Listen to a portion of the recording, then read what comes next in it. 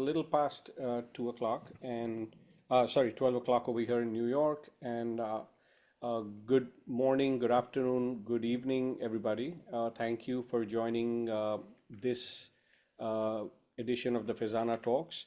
Many of you have been with us right from the start when the FEZANA Talks was something that came out of us all being at home during the pandemic years. And since then, we've selectively had FEZANA Talks when we found something really interesting to highlight and to share with the wider world. This is one such opportunity. A few weeks ago, Dinyar Patel, who is also FEZANA's co-chair for research and preservation, reached out saying that, here's an amazing book that's coming out by Alexandra, and would we like to feature it? So, we said, absolutely, why not? We jumped on it, and and that's how this talk came about today. I'll introduce Dinyar, and then Dinyar will take it on from here. A couple of housekeeping things.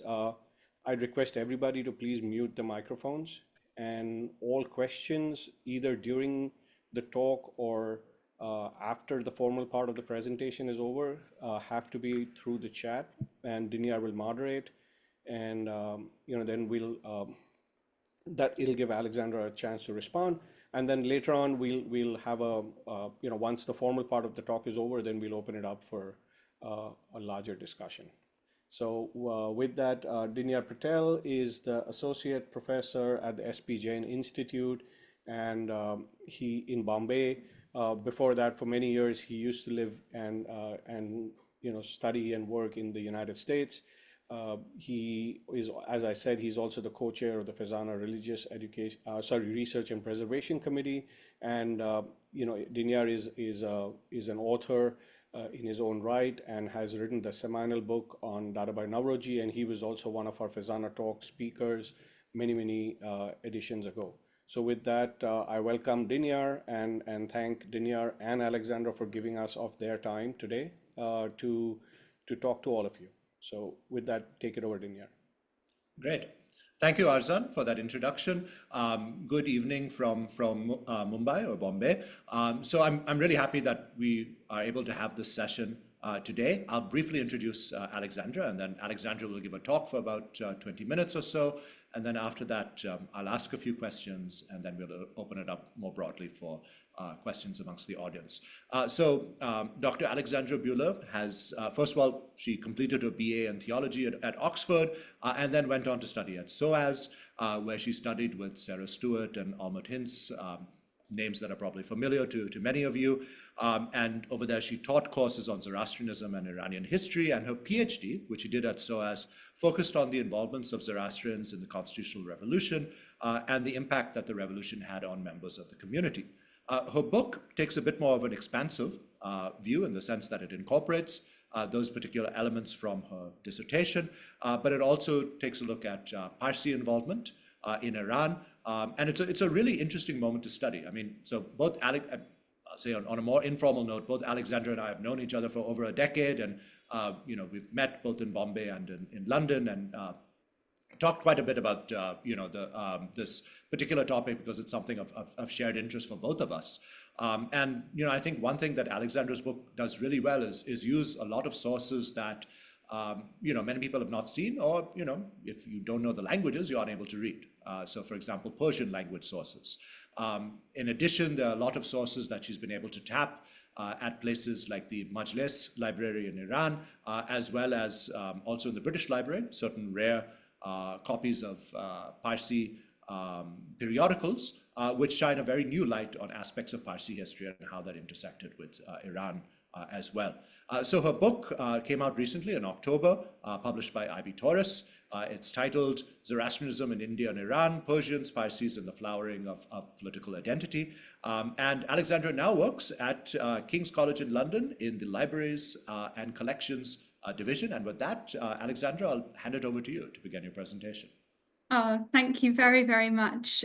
So just first of all, want to thank Arzan and everyone at FEZANA for organising this event, and it's a great privilege to share some of my research with all of you today.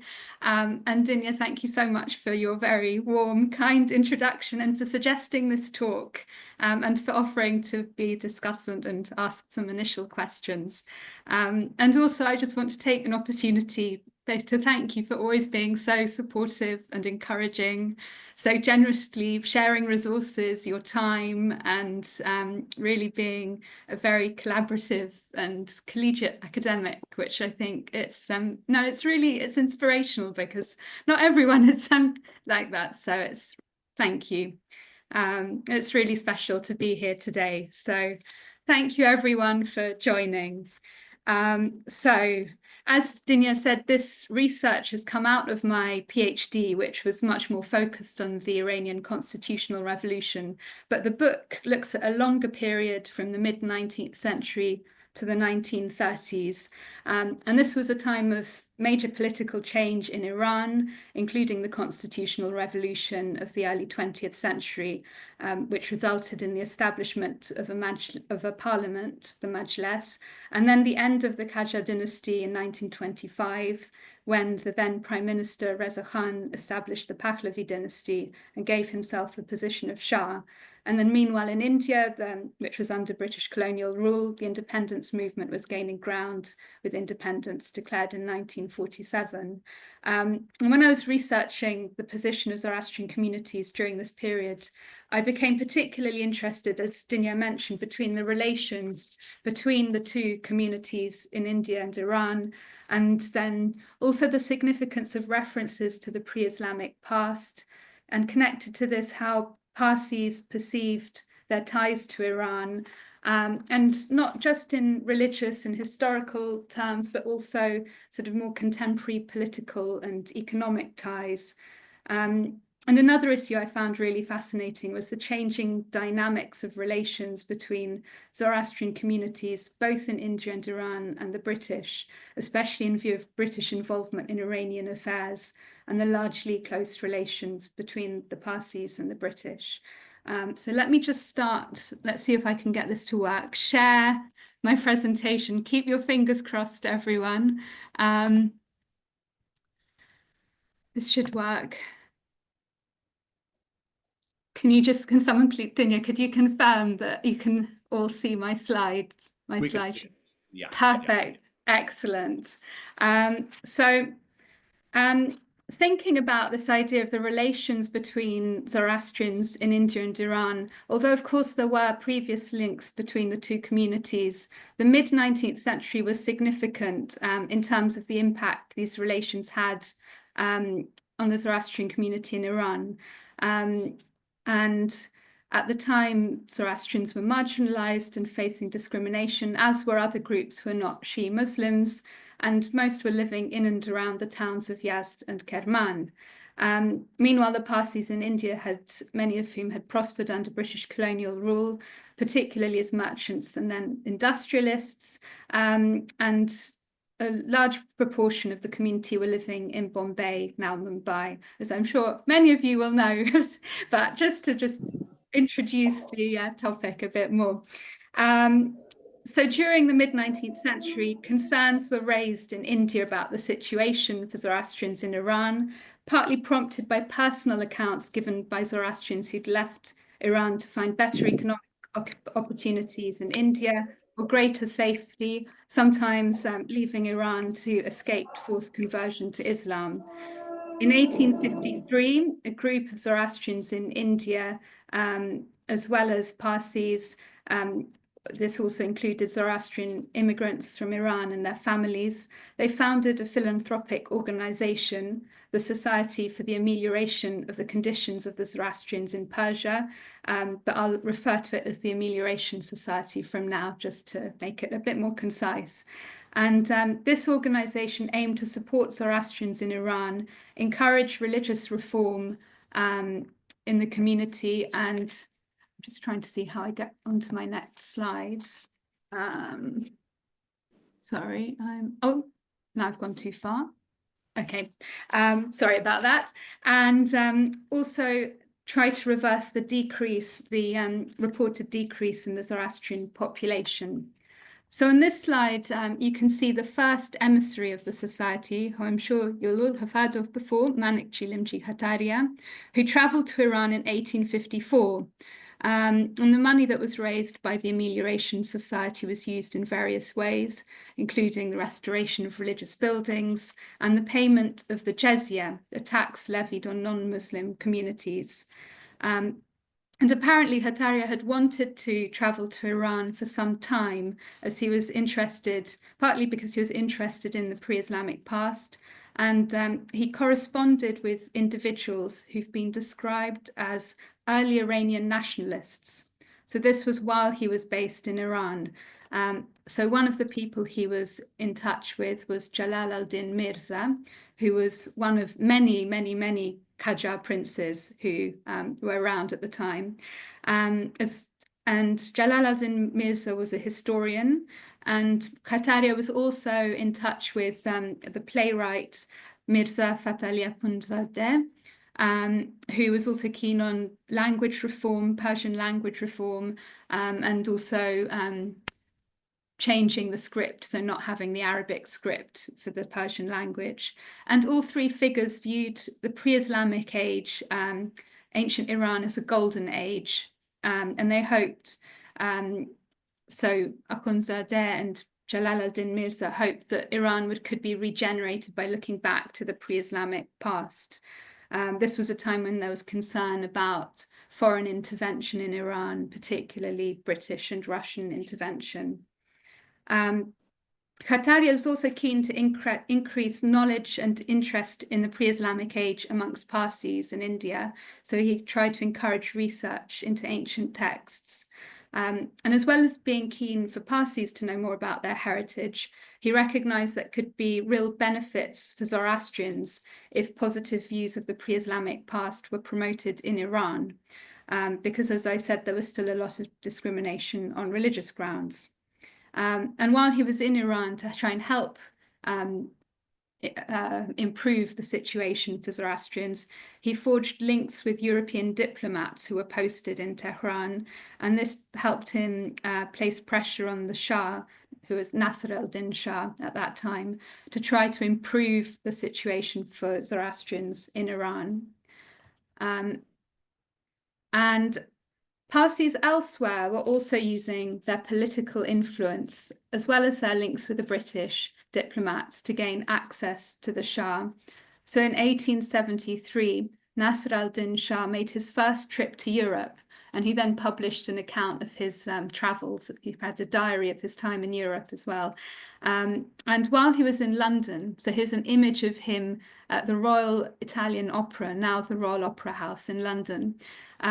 One of the things that happened when he was in London was he met with a group of Zoroastrians, and this was strategic on the part of the Zoroastrians he met with, as the Shah was very keen to present himself as a modern and reform-minded monarch. And this group of Zoroastrians, which included Dadabhai Nauroji, who Dinyar has written so much about, had a petition that was presented to the Shah that was signed by 1,500 individuals. So this was a way of putting pressure on him to, in part, abolish the jizya tax, which was abolished in 1882, and then thus significantly decreasing the economic burden on Zoroastrians in Iran. And just to mention, there's Nauroji. I think this photograph was taken in 1892, just when he was became the first Asian Member of Parliament in London. So lots of lobbying going on from different parts of the world, not just Khattaria in Iran, but also from elsewhere. Another key achievement of the Amelioration Society was the establishment of Zoroastrian schools, first for boys and then later for girls. And something I found interesting when I was doing my research was I saw that as well as the Amelioration Society schools, there were British missionaries working in Iran for the Church Missionary Society, who founded a school for Zoroastrian girls in Yazd in 1902. And this caused a little bit of controversy at the time. Whereas the education of girls had been promoted within the Parsi community for some decades, there were reports that not all Zoroastrians in Iran were completely supportive of the idea. So Ardashir Reporter, who was the third emissary of the Amelioration Society, was apparently, he was reported to have been arguing about the issue of girls' schools and the education of girls with some Iranian Zoroastrian priests in 1902, so just when the Church Missionary Society was opening their school. And the other photograph, which is the one I've used for my front cover, shows a Zoroastrian school photograph from the school in Kerman. And if you just sort of notice that some of the boys are wearing something round on their jackets. So this is interesting because as well as being encouraged by missionaries, the education of Iranian Zoroastrians was also supported by British officials who were posted in Kerman. And I found it really fascinating to see how British geopolitical concerns, principally the threat of a Russian advance towards India, how these affected their interactions with Zoroastrians in Iran. So the British were very keen to capitalize on their good relations with Parsis to increase their influence in Iran by establishing strong relations with the Zoroastrian community there, a growing number of whom were involved in trade. And the argument was made that the Zoroastrian community could be for the British what the Armenian community was for the Russians, so a loyal minority who would also help broaden a trade network. And Major Percy Sykes, who was appointed the first British consul in Kerman in 1895, was very keen on this idea, and he referred to the Zoroastrian community as having potential political significance. And he was very involved in trying to encourage Zoroastrians to learn English, for example, via these medals, which are worn by some of the children. He did, in an article, he did later say that not all of them were metal, some of them were just paper, and were rewarded for 100 attendances of the classes. But one boy per year, I think, got a gold medal for doing particularly well learning the English language.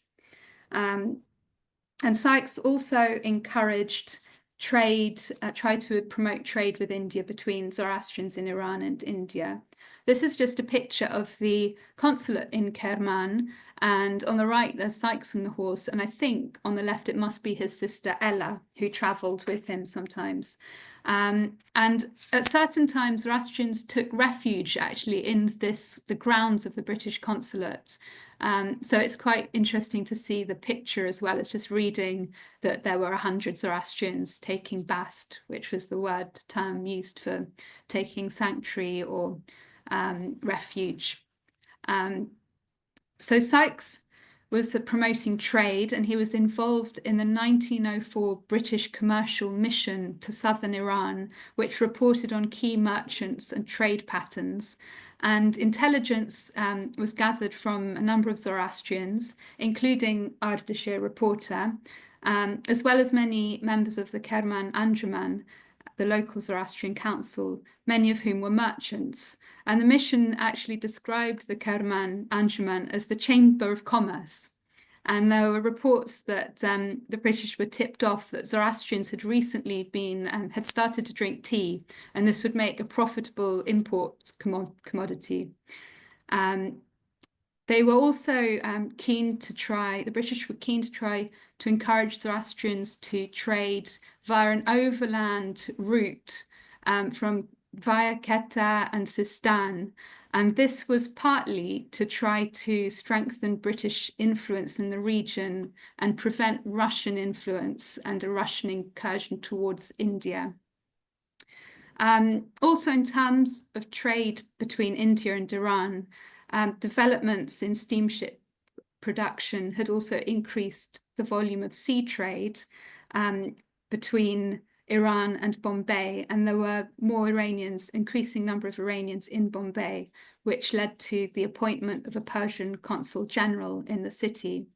And I found this very interesting. I came across articles that described, so from the 1880s, the sort of efforts made by the consul generals to establish really good relations with the Parsi community. So there were lots of invitations to quite lavish parties, and then reciprocals. So Parsis would organize dinners and invite the consul general. Parsis were appointed as vice consuls on occasion, and then both Parsis as well as the consul generals would have been involved in Freemasonry. So lots of links there. And references were made both by the Parsis and the consul generals to the glories of ancient Iran.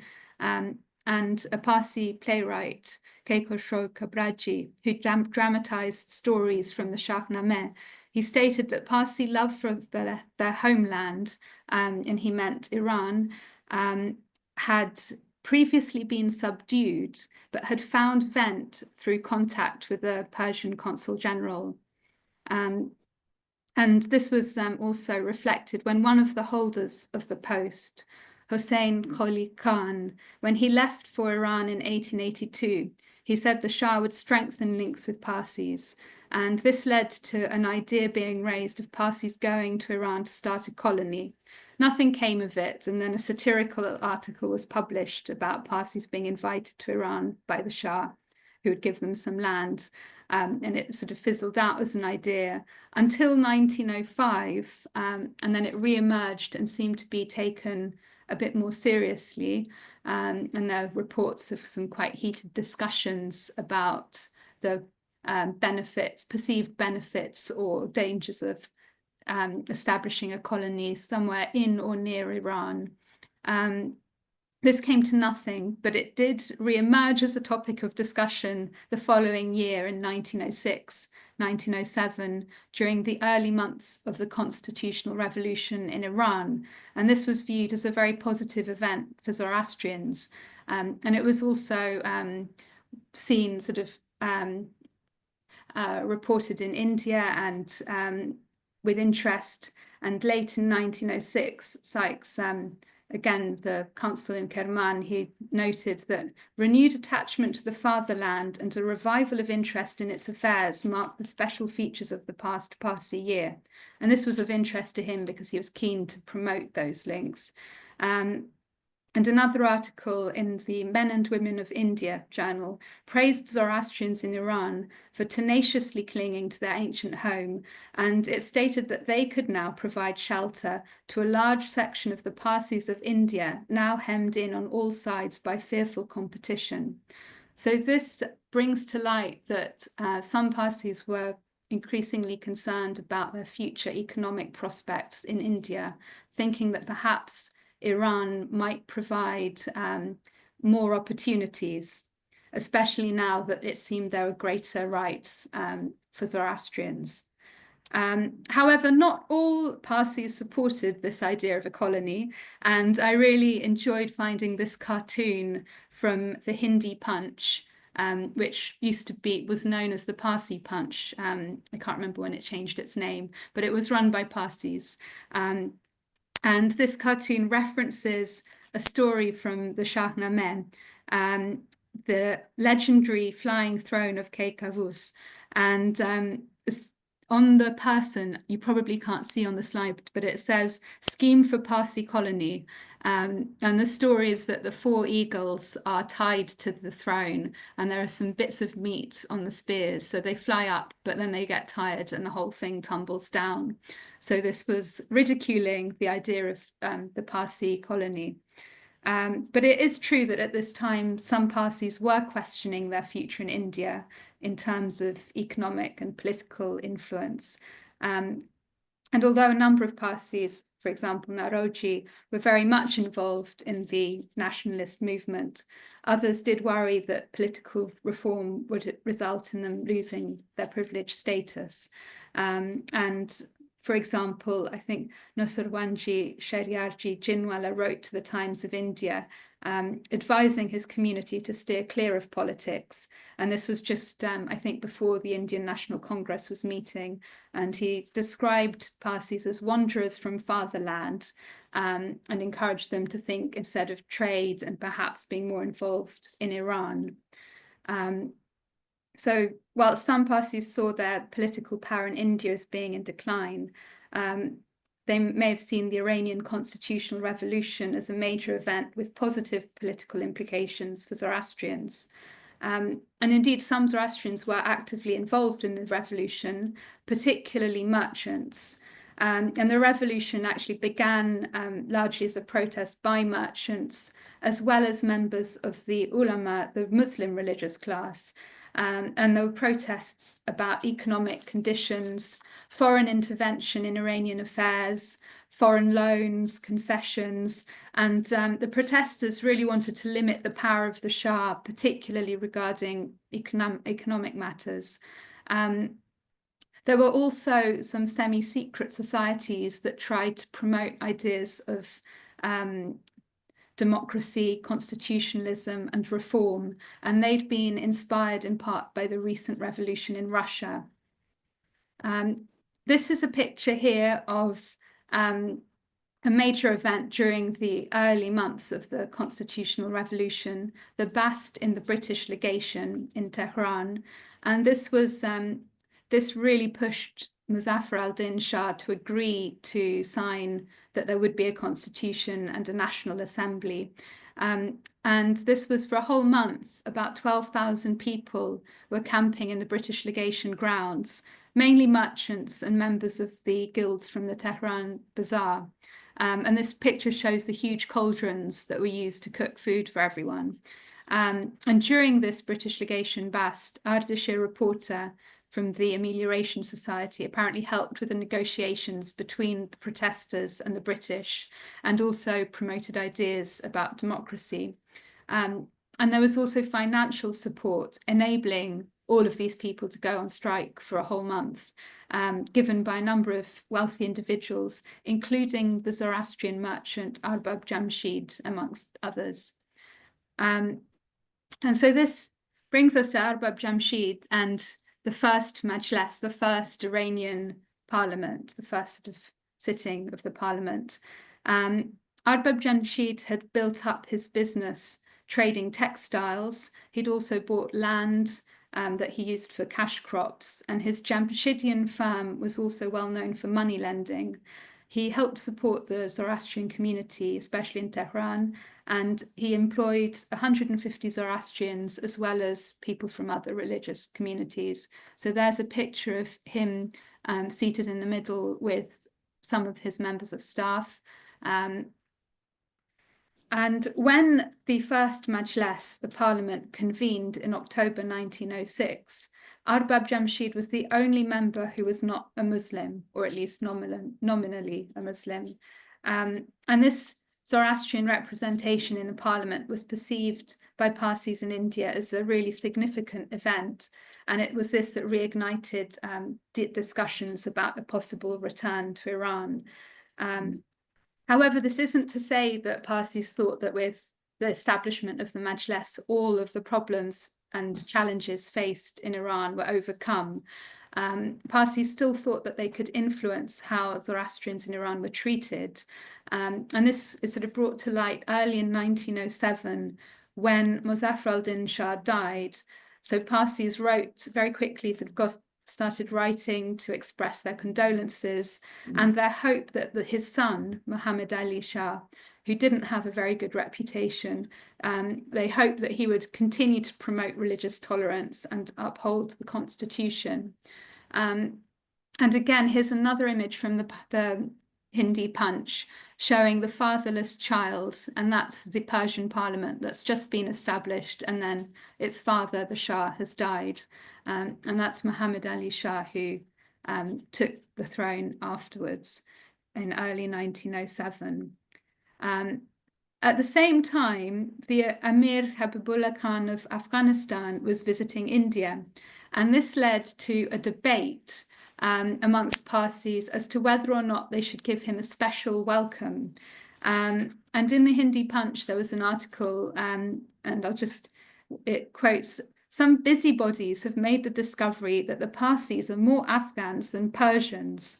So this was a question about whether they should look back to their ancient links with what's now Afghanistan, and give a separate welcome to the Emir when he came to Bombay. And the cartoon, again from the Hindi Punch, has a caption that says Dina saying, "The Emir is coming and there'll be a reception at Government House, another opportunity of shining." And Gulcher replies, "Or of cooling heels at the doorstop. There'll be such a crush." And Dina says, "But we'll claim priority as Afghan Parsis." So some members of the community were keen to have this separate address, and it was said that perhaps it might lead to future trade opportunities in the area. But others said that instead of doing this, they should focus on relations with Iran, and that by giving a separate address to the Emir of Afghanistan, it would be injurious, supremely injurious to Zoroastrians in Iran. In the end, this request for a separate welcome wasn't granted, but the debate that it led to shows that it was a topic that people were interested in, their influence over what was happening in Iran and how Zoroastrians were perceived. And Parsis were also able to use, as before, use their relations with the British, so a more indirect way of putting pressure on the British to intervene to support Zoroastrians in Iran. And likewise, Zoroastrians in Iran used Parsi relations with the British to also sort of ask for support and pressurize the British to support them. And this was something that I found really interesting and sort of goes through my research in my book. And when I began my research, I came across an argument that said that the Anglo-Russian Convention of 1907, which sort of led to a decrease in rivalry between Britain and Russia in Iran, it said that this was negative for Zoroastrians. So this agreement claimed to respect Iranian independence, but it was drawn up without any Iranian input. And here is another cartoon from the Hindi Punch criticizing the agreement by sort of showing how Russia and Britain were pulling the poor Persian cat in both directions. And you may be able to see some faint lines sort of dividing Iran into three sections. And this was the sort of three spheres of influence: the Russian sphere at the top, the British sphere at the bottom, and in between a neutral sphere. And I did find some quite general criticisms made from India of the Anglo-Russian Convention about the lack of respect for Iranian independence, but I didn't come across anything specifically about the impact on Zoroastrians. And then when I sort of looked more into the archives as well, I didn't find what I was expecting to find, which sometimes happens. You sort of go in thinking, this is going to come up and I'm going to find lots of things saying this, and it just didn't happen.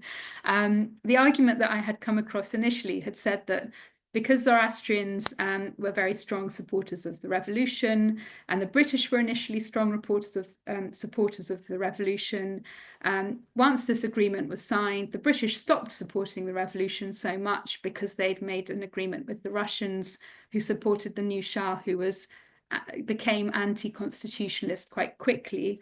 And the argument was that because they stopped supporting the constitution, they also stopped supporting Zoroastrians.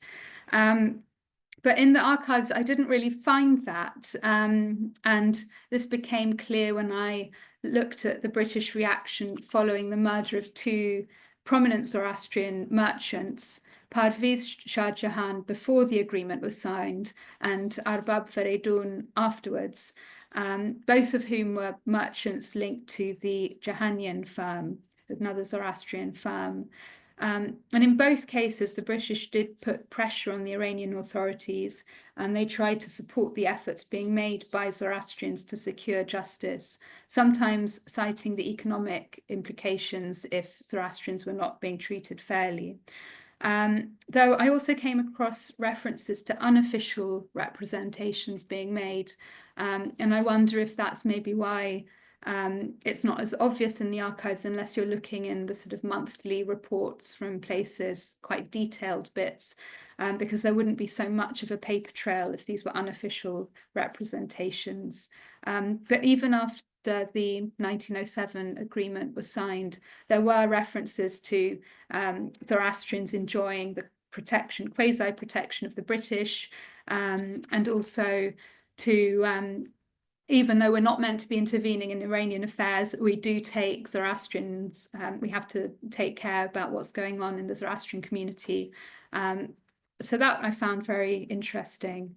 And sometimes British support for Zoroastrians in Iran was directly linked to their commercial relations. So some British firms would have links with Zoroastrian firms and use the Zoroastrian firms as their agents in Iran. Efforts made by Zoroastrians to secure justice following both of these murders were very significant in legal terms. So Parviz Shah Jahan was killed very soon after the initial constitution was signed. And this was just when some supplementary laws were being drawn up. And this led to really heated debates over the issue of equality in the law.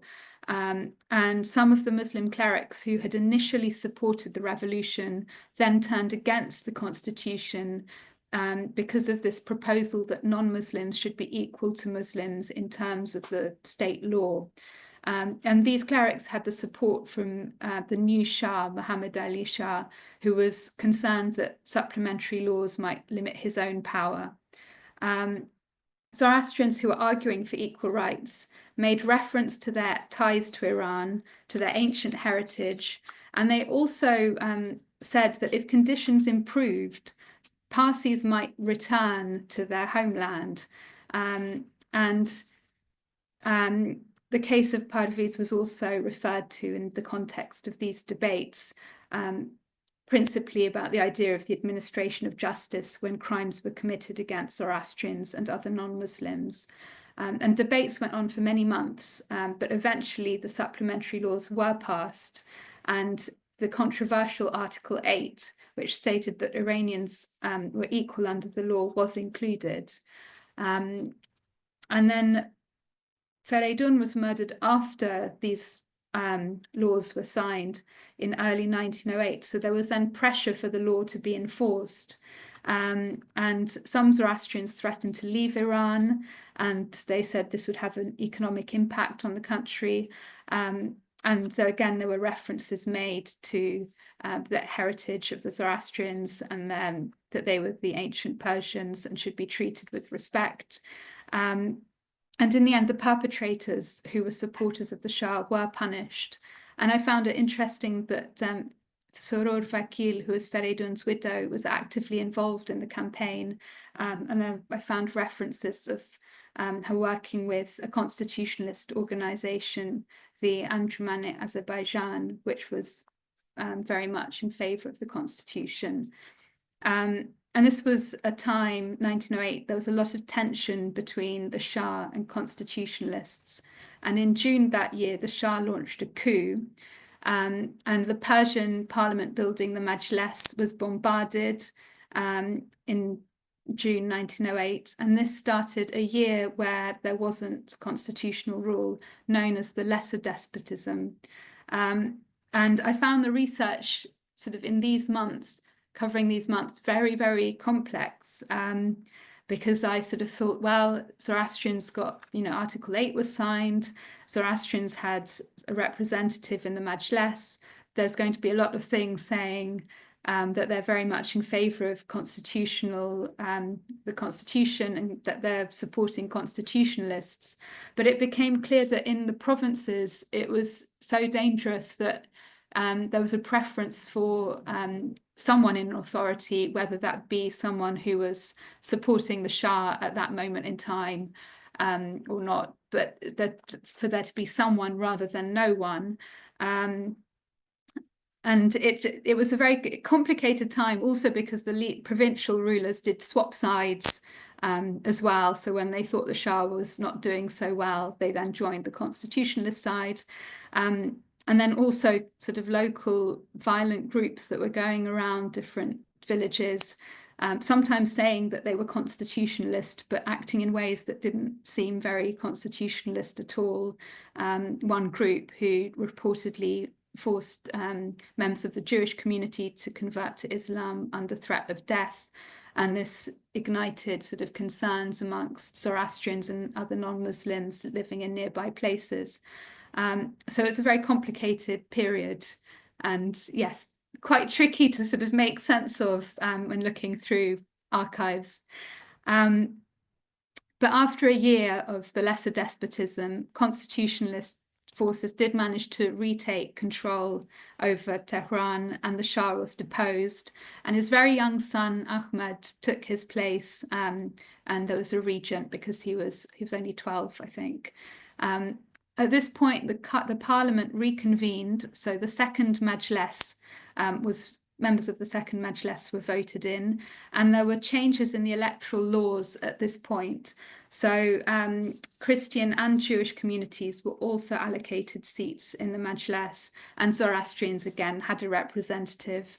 And from this point, so from 1909 until 1940, when he died, this position was held by Qajar Shahrokh.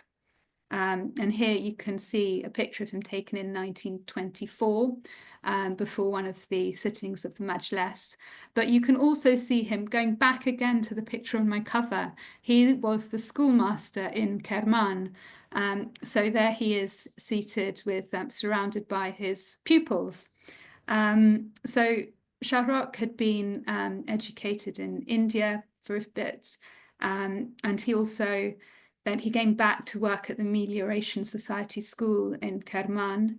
He then briefly worked as an agent for the Russians in Odessa, left that post, went to Tehran where he worked for Arbab Jamshid, and he had campaigned for the inclusion of Article 8 in the Constitution, and he'd written various articles for the newspaper Nadaya Vatan, which was a constitutionalist newspaper. He was very much involved in the community, so he was president of the Tehran Anjuman. He wrote a couple of books about Zoroastrianism, and in the Majlis, he emphasized that he represented the whole nation, not just Zoroastrians, but he did intervene when the rights of Zoroastrians were curtailed. And with the re-establishment of the constitution, Zoroastrians in India sort of reconsidered greater involvement in Iran. And this was also encouraged by some Iranians who hoped that Parsis might offer financial support to the Majlis. For example, the Iranian minister in London, Mirza Mehdi Khan, was trying to promote these, to promote Parsi investment in Iran. And this image, the one on the left, To Iran, again from the Hindi Punch, shows two ghosts above a group of Parsis, and one on the left is the ghost of Nasr al-Din Shah, who abolished the jizya tax, and he's speaking to the ghost of Yazdegerd III, the last Zoroastrian king.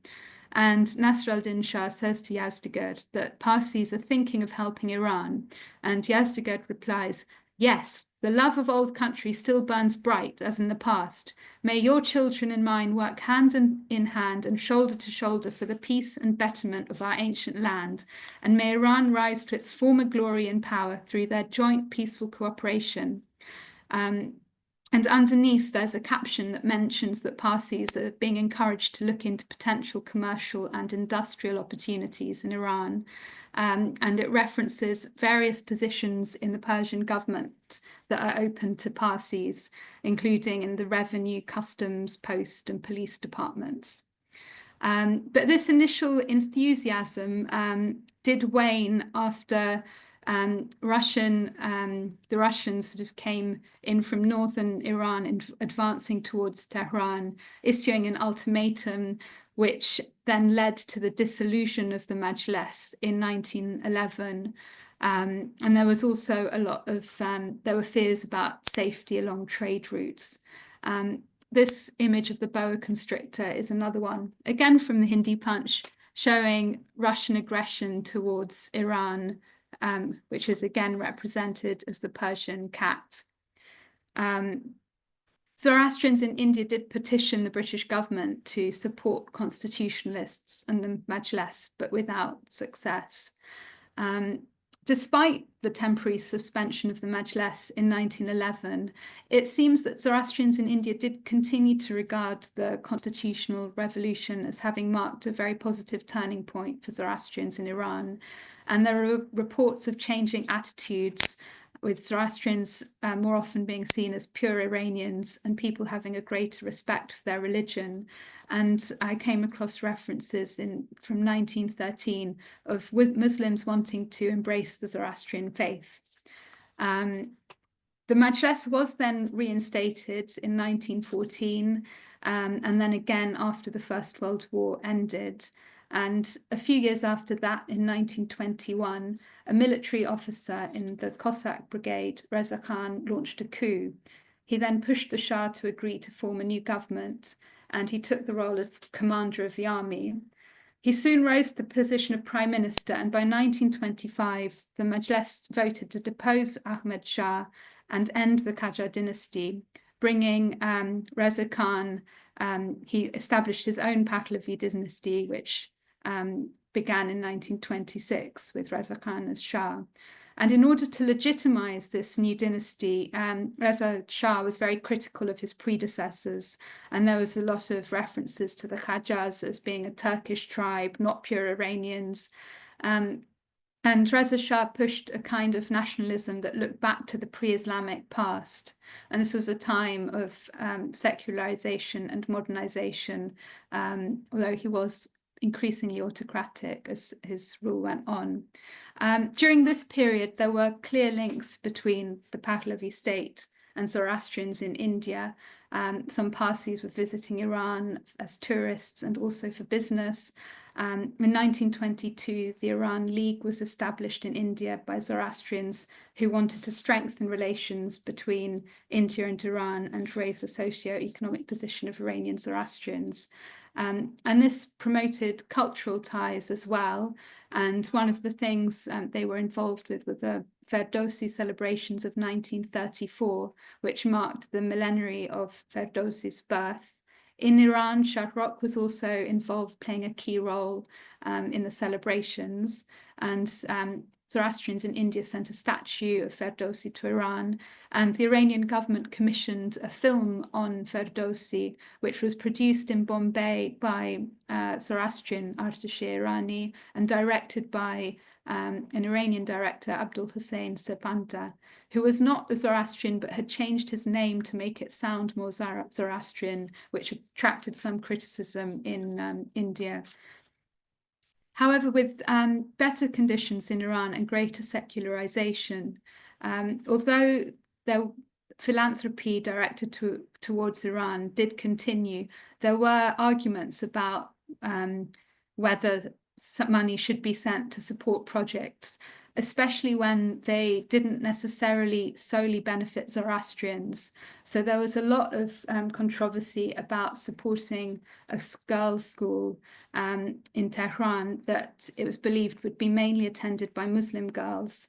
Both Shahrokh and Reporter wanted to get Parsi support, but some members of the community didn't see the need as in the past. And there were also concerns raised about possible conversions being promoted in Iran. At this time, there was concerns in India about the rise of unemployment in the community.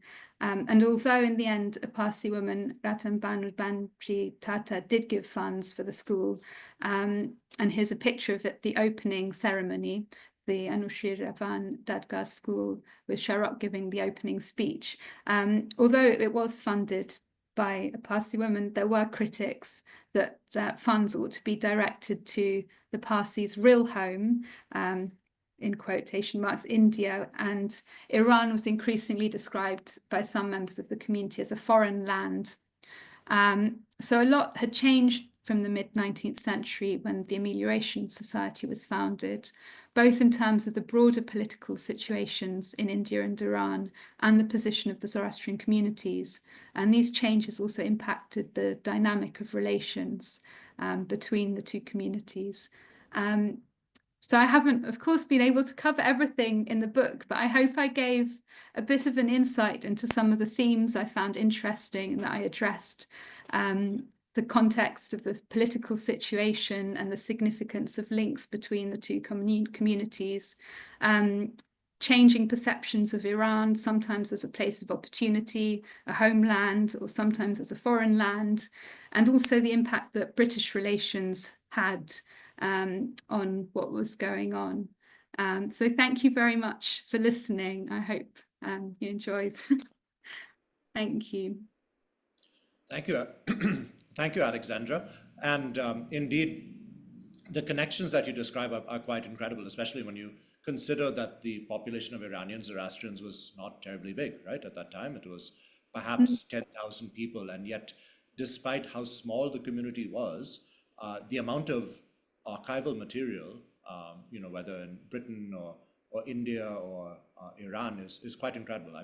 I've recently been working back at the Maharashtra State Archives, and I've been struck by how much material is there. And I know you work there as well. It's fascinating. Yeah. And of course, there are connections that are still tangible today. I'm in Dadar Parsi colony, and there's a Firdausi road over here. And that road, Firdausi Was it road, named at that time? It was renamed in 1934 at the time of the Firdausi millenary celebrations. Yeah. I think I remember, is that mentioned in the Iran League journal, maybe? Yeah. Yeah, they had been involved in it also. Yeah. And the Iran League is still around. I mean, it's not, it doesn't do too much, but it's still there. It has a large collection of material that needs to be properly saved.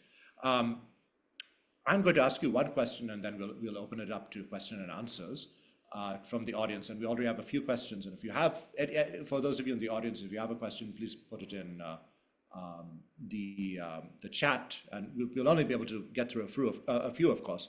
But the question I wanted to ask you is, when we think of Parsi interactions with Iranian Zoroastrians and vice versa, we tend to focus on a few prominent individuals, and that's inevitable given that that's where the sources are. I mean, we think of people like Manachi Limji Hataria, Arishir Reporter, Arbib Jamshid, Kaikoshro Sharok, and a few other individuals as well. And I think one good thing about your book is that you really kind of broaden that field to look at many other figures as well.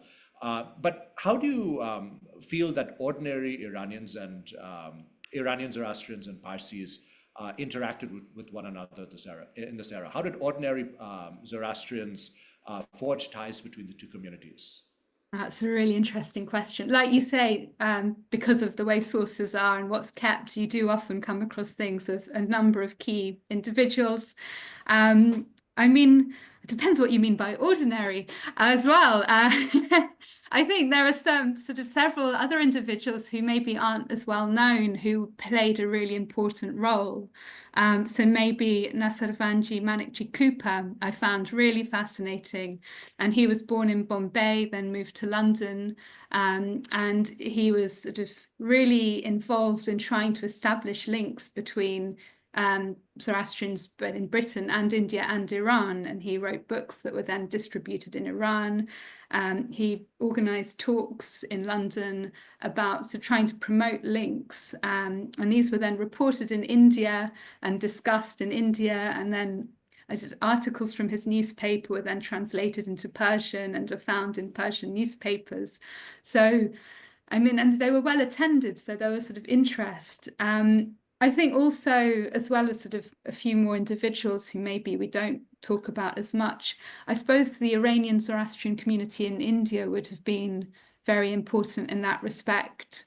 So I think at one point maybe early 20th century, I think it was estimated maybe 1,500 roughly Iranian Zoroastrians living in Bombay, I think it was. So quite a large community, comparatively a substantial community, who had opened tea shops and dining rooms, who were supporting the Amelioration Society, whose donations, so trying to encourage donations for educational establishments, and quite often in obituaries, references would be made to so-and-so has donated 2,000 rupees to establish a school in their town in Iran. So I think all of that would have helped promote sort of awareness and interest in what was going on. I suppose also newspapers being read where people would have written about, again, I think I'm thinking back to the 1870s, there was a famine in Iran, and there were a group of Iranian Zoroastrian merchants who had a network that went to Bombay as well, the Merban brothers, and they did a lot of sort of raising awareness in newspaper reports, and also using their trade network as a way of helping distribute sort of food and funds. Ordinary Zoroastrian, I suppose also some people going from Iran to India to train for education. I came across references, I suppose, to people going to train as priests in India, then going back, and then coming back with maybe slightly different ideas, yes, sort of arguments within the community in Iran about should they be following, one person who's more in favor of reform and has been influenced by ideas in India, or should they follow someone else who was educated in Iran? Yes, and then later on, more Parsis did also visit Iran as well. There was a lot of talk about visiting Iran in that very early 20th century, but I think maybe after Reza Khan's coup, this became sort of more often an actuality of either tourists or business people looking for business opportunities, and then greater interaction then as well. Great. So I'm going to take one question from Ruzbeh Hodiwala, your fellow Soazite. Oh, hello, Smith. Thank you for coming. And so he's asking if you came across any archival resources regarding Ardashir reporters' interest in Baha'ism and the many conversions that took place from Zoroastrianism to Baha'ism in the early 20th century and late 19th century. I didn't come across anything with Ardashir reporters so much, but that's not to say it isn't there, because there's a lot that I wasn't able to look at. So there's plenty more research to be done by lots of people.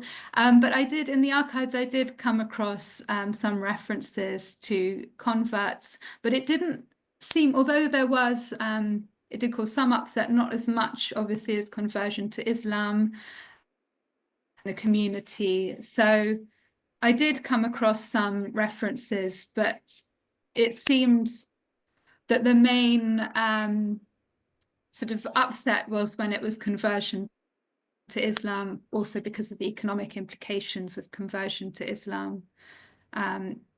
So sorry for not having a fuller answer to your question, but again, something for someone to look into more. So the second question I'm going to take is from Nazneen Kateli de Souza. In your research, did you come across marriages between Iranian Zoroastrians and Parsis? Was there a lot of intercultural mixing and travel back and forth? That's a really interesting question. I didn't, I came across a few examples of marriages. I came across a lot of talk about the sort of positive impact that marriages between the two communities would have. And there was, from sort of early 20th century, in some of the Parsi journals I looked at, there was talk of, oh, the climate in India is affecting our strength, and references to intermarriage being a way of increasing the sort of physical strength of Zoroastrian community. I did come across some examples, particularly Iranian Zoroastrians who had moved to India marrying Parsis. And then, I mean, a few individuals who moved to Iran, but more than actual examples, I saw talk of the impact that marriage might have. And then was the rest of social and cultural interactions. Sorry, is that the next bit? Yeah, I mean, intercultural intercultural relations, yeah. So trying to think more so in thinking about the Iranian Zoroastrians in India, and yes, there were sort of references to events that members of both communities were present at, but I didn't, and sort of organizations that members of both communities would have been involved in, like the Iran League or the Amelioration Society. Trying to think of, I can't, off the top of my head, I can't think of anything else right now. So I'll get to another question, just a second, from Sam Bilamoria, asking how effective were Arbab Jamshed and Kaikosro Sharuk in the parliament? Did they form coalitions with other minorities, say, for example, like the Jewish community?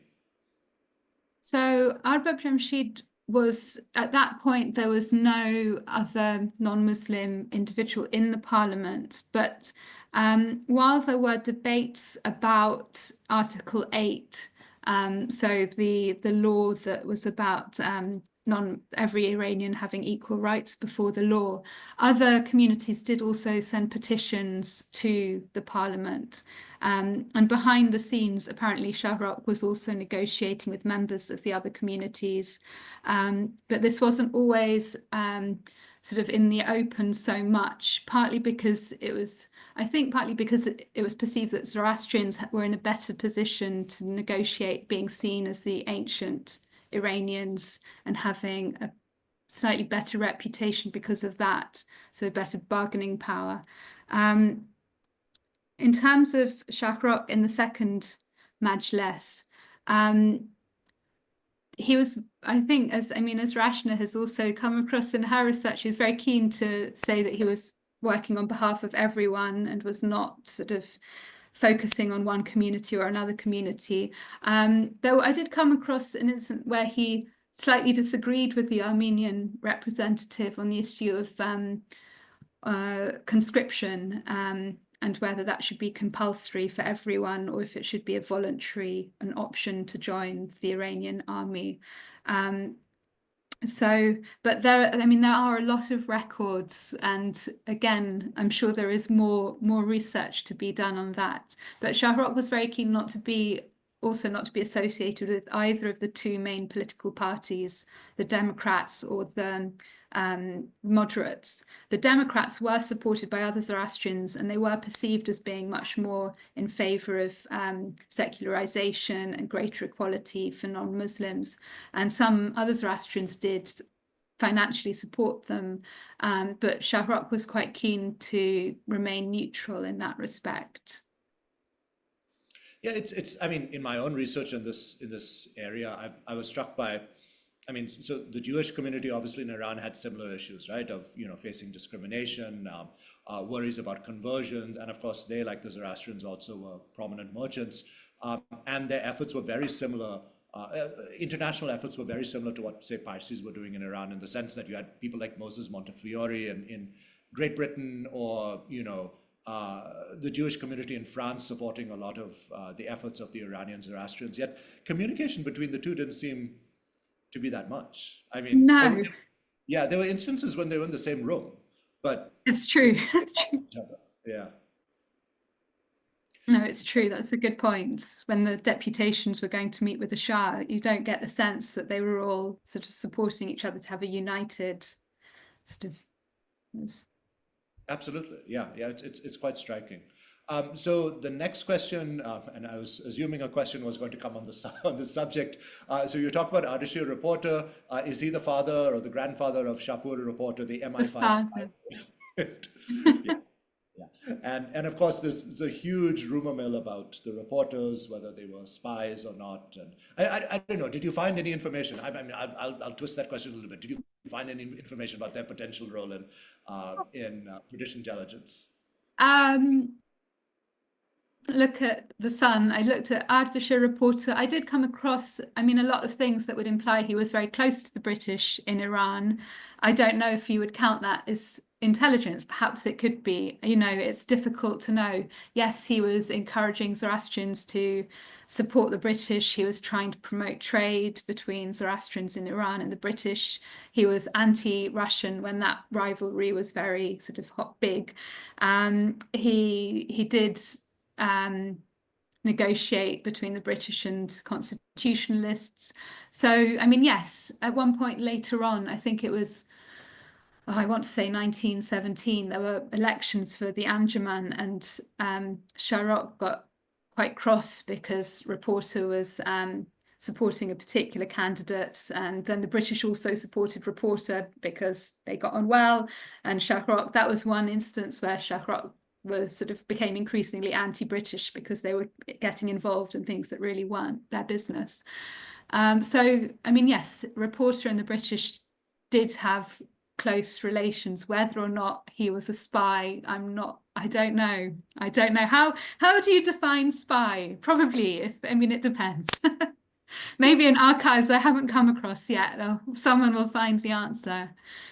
Yeah, I mean, I think that is one of the burning questions that a lot of people have is just exactly what, the What was nature he of, up to? yeah, Yeah. exactly, what were exactly And his also motivations. with Reza Khan as well. And, you know, was he involved in that? Or Yeah.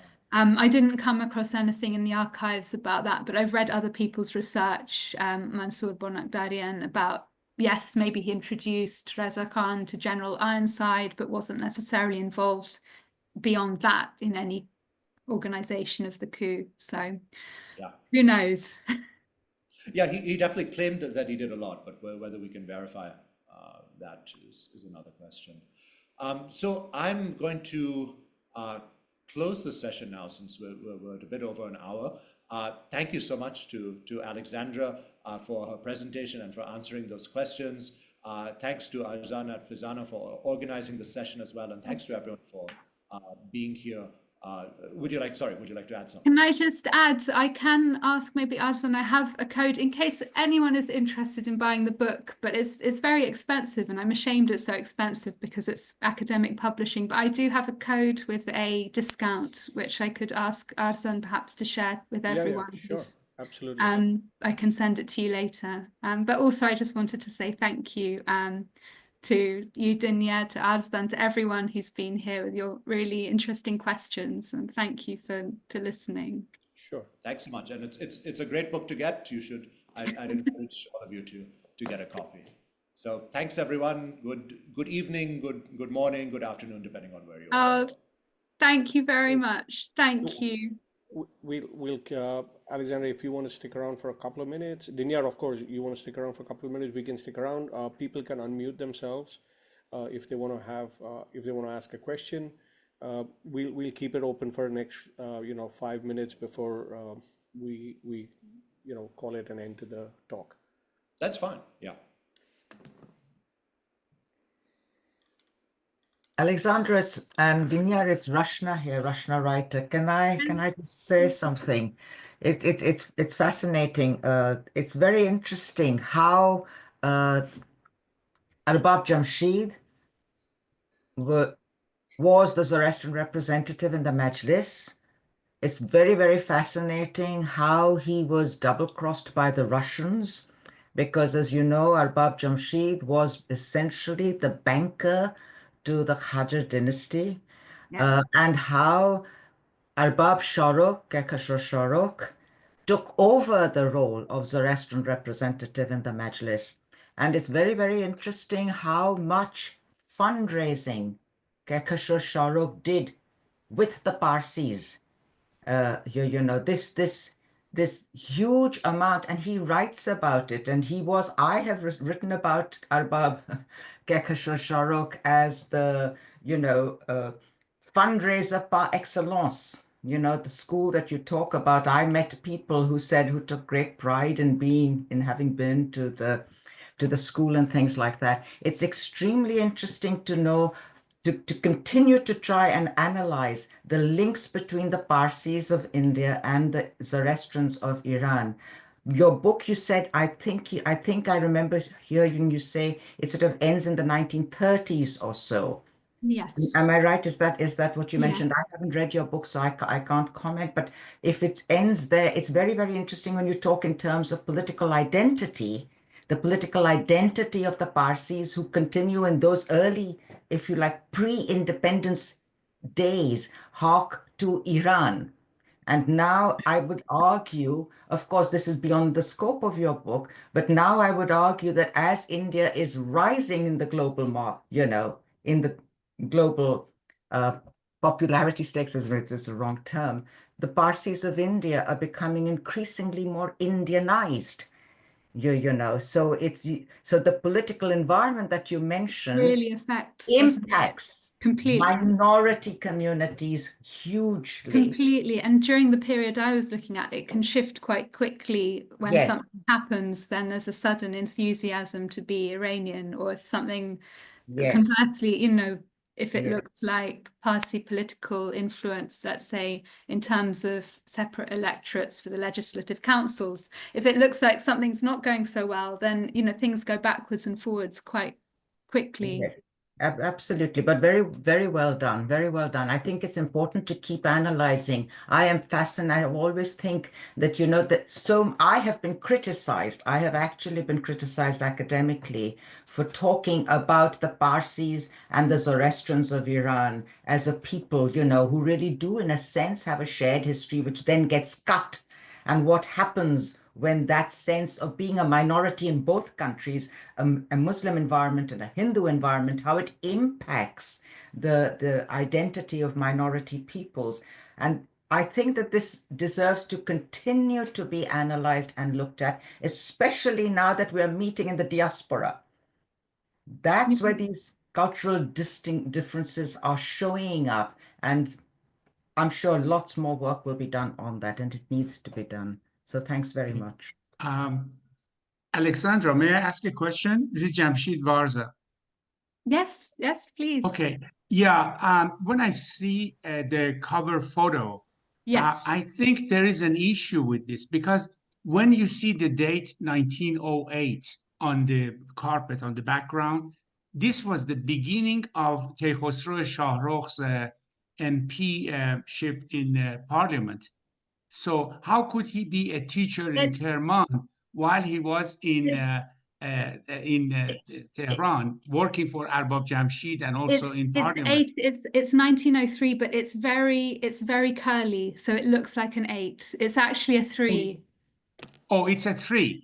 It's Okay, a good. 3. That It's a explains 3. something. Yeah, no, I was confused the first time I saw the image. I thought this can't be right. He wasn't doing school teaching at this point. I had exactly the same thought as you. There is another issue.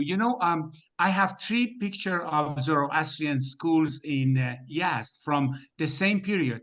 They all use, Yazgirdi calendar instead of the Miladi calendar, instead of the Christian calendar. So Yes. I'm a little bit surprised here. And also the expensive cover, the wall carpet. Yes. Because this doesn't belong to school. This belongs to a It looks fancy like a mansion photographic house. studio or something. Or I don't know.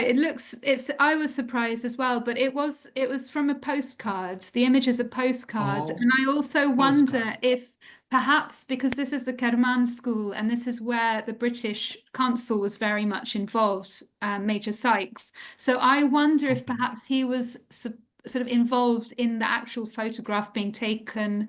Perhaps he gave money for this. I think maybe it was some end of year school ceremony, and I think he was also involved. So I wonder if that explains, because I thought, it looks strange. It's a very elaborate, like you say, the background is elaborate.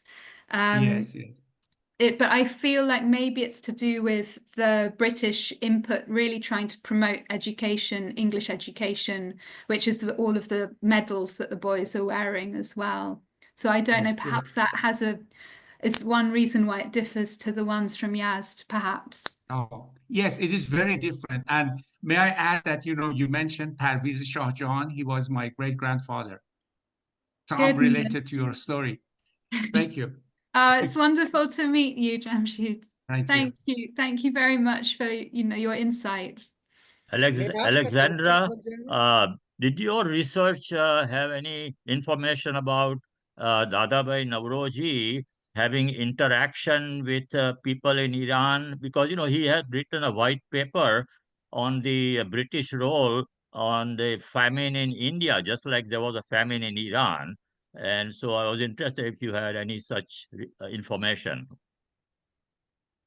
I haven't. I wonder if perhaps Dinyar has come across anything, not so much about sort of the British involvement in Iran. I mean, I know he referred to the Iranian Constitution in his presidential address in 1906 and contrasting it to the situation in India and the despotism in India, and then saying in Iran they have a constitution. But in terms, I mean, he did support the efforts to get, abolish the jizya tax, and he was supporting the Zoroastrian community in Iran. But specific writings on what was going on in Iran, I would have to ask the expert Dinyar if he has any clues. There's hardly any surviving archival record regarding Navroji's activities in Iran. I mean, if you look in the Navroji papers, there are a few letters here and there, but nothing that shines light on, say, something like, the Persian famine in the early 1870s. There is a letter from Ardeshir Reporter. I think I shared it with you, Alexandra, which is written in tortuously cursive Gujarati, which took me and one other person days to translate. So, there are some insights into, what other people were thinking about Iran, but not really with him, unfortunately. Thank you. Very good presentation. Alexandra, I have some information about Navroji's involvement with Persia. After Parviz was assassinated, his brother went to Muhammad Ali Shah, and he asked for, justice to be done for his brother. But Muhammad Ali Shah told him he has to get out of the country, or within 3 days, he would find the same, situation for himself. So he left Iran and he went to Bombay, and from there he had to go to England and meet with Navroji and ask for help. And it was his help that pushed many Iranians who had escaped Muhammad Ali Shah's fear. They all went back to Iran after whatever he did, Navroji in England. I'm sure there could be some documents showing that, because I have the exact sources in Iran. Thank you, Jamshid. Sure. It'd be great to stay in touch and to hear more. I'll send you email. Yeah, sure. I have a question. About the Firdausi film. Can it be redone by some sponsor so that we can have a look at it, possibly? Oh, I haven't actually been able to watch it myself. I don't know where one would find the actual film. I'm sure it must be possible, but I'm afraid I don't have the answer to. Okay. I'd love to watch it as well. I don't know if it's available online. I assume it's out of copyright. I don't know how film works with copyright. Perhaps it's out of copyright and it's available somewhere. Well, if it was done in 1930s, it must be a very, very old copy, so probably it needs a redo. I did see something online. I think in Iran they re-released it not that long ago. So I think there must be a sort of more, a version that is playable. So it would be really interesting to watch. I can have a look, and if I come across anything, I'll let Arzan know. Okay, so with that, I think we'll call it a day. On behalf of FEZANA and FEZANA's president, Kayo Sidwa, thank you very much for joining.